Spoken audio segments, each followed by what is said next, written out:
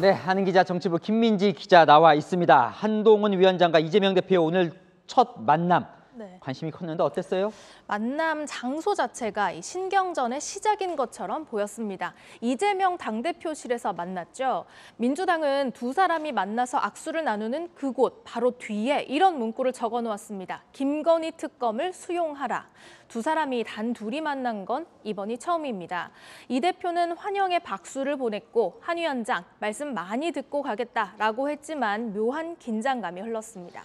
겉으로 볼 때는 훈훈 표현은 그렇지만 어쨌든 친해 보이던데요. 네, 말은 훈훈했지만요. 자세히 보면요. 말하는 동안 서로를 잘 쳐다보지는 않았습니다. 약 20분 정도 대화를 나눴는데 이 회동 후 기자들에게 한 위원장, 감정 싸움하지 말고 결정할 게 있으면 둘이 신속하게 하자고 이 대표에게 제안했다고 전했습니다. 하지만 언제 다시 만날지는 정하지 않았습니다.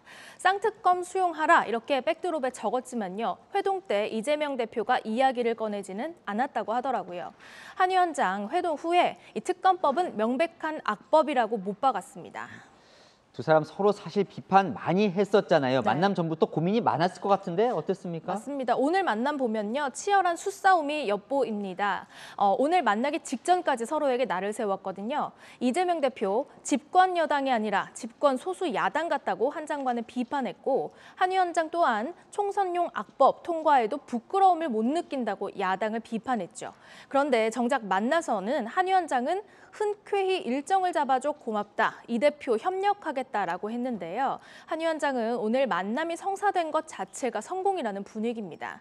그러니까 내 상대는 이재명 대표다. 한동훈 대 이재명 그 1대1 구도로 총선을 치를 수 있는 상징적 장면이기 때문입니다. 반면 이재명 대표는요.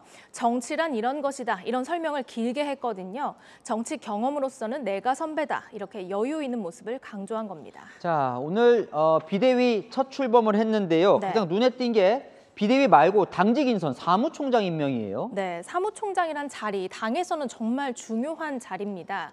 평소에는 당의 살림만 살지만 총선 때는 공천 실무를 담당하니까 최고 요직이라고 할 수 있죠. 그래서 당을 잘 아는 중진이 맡기 마련인데 한 위원장 파격적으로 초선인 장동혁 의원을 임명했습니다. 장 의원 스스로도요, 본인이 사무총장이 된 것 자체가 당이 한 번도 가보지 않은 길을 가는 것이라고 하던데요. 왜 초선 의원을 가장 요직에 임명했을까? 한 장관은 한 위원장은 장관 시절에도 이 국민의힘 의원 중 김혜지 의원과 함께 장 의원을 좋아했다고 주변에서 말하더라고요. 또 판사 출신이라서 법조인이라서 편할 거라는 해석도 나오고요.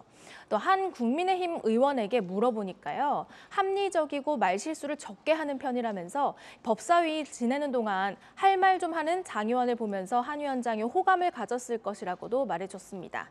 무엇보다 당에 물들지 않은 초선, 그것도 충청 의원으로서 영남 중진 공천 물갈이 폭이 좀 커질 거라는 관측도 나옵니다. 하여튼 보면요. 네. 비대위 인선도 그렇고 당직 인선도 그렇고 새로운 사람을 많이 쓰는 것 같긴 합니다. 그렇습니다. 비대위원회에서도 정치인 싹 빠졌죠. 그 여의도 연구원장도 기자 출신 비정치인을 임명했고요. 당내에서는 짜릿한 성공을 기다리겠다면서 기대감도 나오는 반면에 영남 다선 기득권 정당과 반대로 가겠다는 것이라면서 다들 긴장 좀 할 것이라는 평가도 나왔습니다.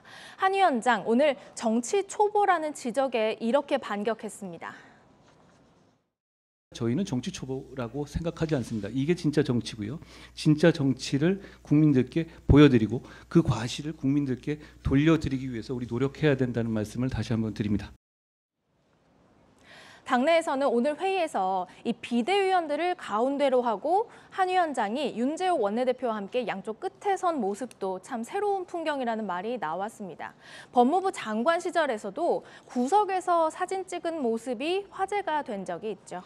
네, 하지만 시작 전부터 논란이 있었어요. 민경호 비대위원의 노인 폄하 발언, 대한노인회에선 사퇴하라고 하던데 계속 가는 겁니까? 네, 사퇴는 없었습니다. 한 위원장은요, 586과 싸울 뿐이라면서 계속 임명하겠다는 뜻을 분명히 하면서 소개를 했고, 대신 민 의원은 언행에 신중하겠다면서 사과했습니다.